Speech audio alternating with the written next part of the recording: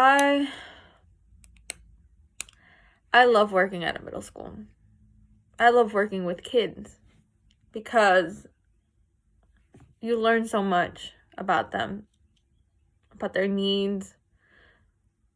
When you can become the one person that they go to for help or just comfort is one of the greatest feelings in the world. When you know that you can see beyond what most people see and be that person that encourages them to greater things. But it's also so hard to work with kids because you see yourself reflected a lot of times. One of the hardest things this year about working with middle schoolers is the mental state. A lot of these kids are suffering with depression and with anxiety and with all these other things, grief. And if they're already a self-reflection of you on a normal basis, imagine what it's like when you yourself are in such a dark place. At the beginning of this year, this school year, I was at the darkest place I've been in a very long time. I pushed people away. I hurt myself multiple times. I thought about what would be the best out. And I thought to myself that people wouldn't care if I left, if I was gone. Part of me still thinks that. I think part of me will always think that. But I'm still here, to your chagrin, I'm sure. But I was alone, both because I wanted to and because I was put in an office by myself, in which it was already hurting my mental health worse than it already was. So I bucked up. I asked my primary care for medicine, and I started taking it. And for a while, I was okay. And I am okay for the most part. The thing is that when you reflect, you realize a lot of times that you see people around you be happy. I'm happy when I'm joking around with the kids, when, I can be myself around them in comparison to the customer service face you have to put on for the parents who you have to deal with. Not that there's anything wrong with the parents, but, it's a different environment that you have to be around. When you're with the kids, they're my sister's age. I can be an older sister instead of an adult, which, I have to be both. I have to put an end to things at times, but the problem is the joy is so short-timed.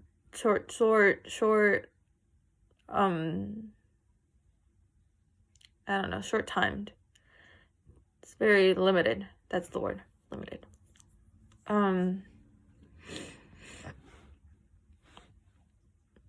And then I think of myself in middle school and how I was in a situation very similar to these kids. The only difference is that I didn't have a support group.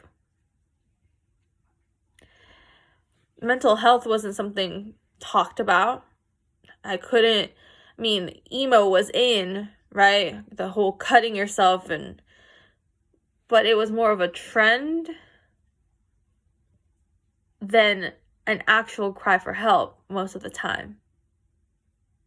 So now when we see kids hurting themselves, it is a red flag, Kids who hurt themselves are because they're crying out for help. And that's the thing about me back in the day.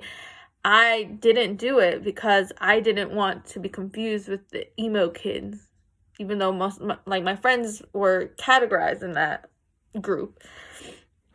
I wasn't emo. I was legitimately depressed. And I suffered from anxiety. The difference is, I didn't know who to go to in those moments. Who did I go to? No one. What I did is what I still do to this day. I smiled, I was quiet when I needed to be, and I pushed through it in the most unhealthy way possible. So, with these kids, I don't want them going to do the same thing that I did.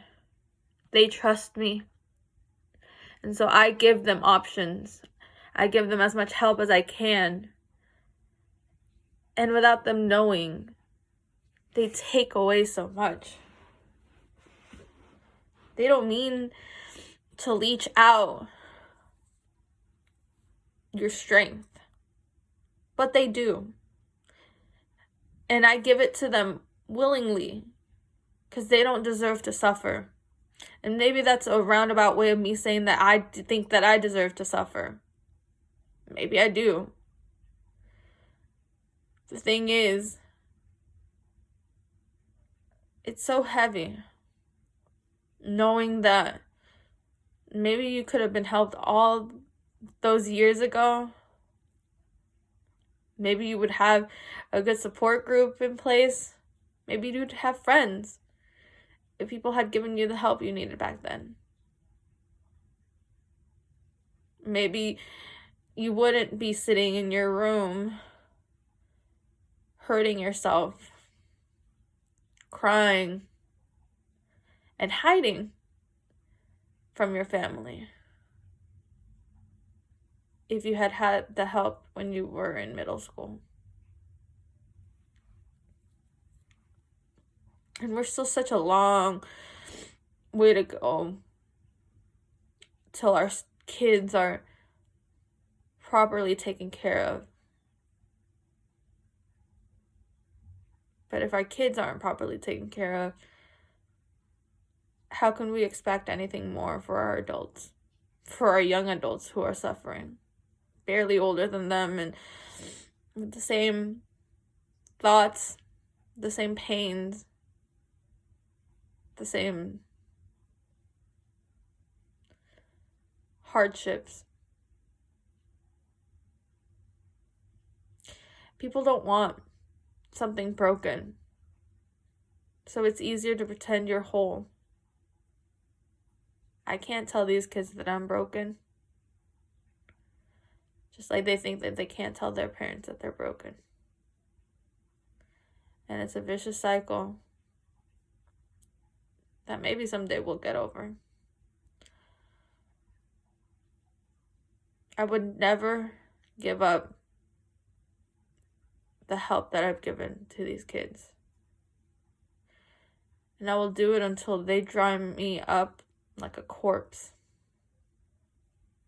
like a raisin. I just wish that there was someone who did it for me, who was my support group the same way that they are each other's.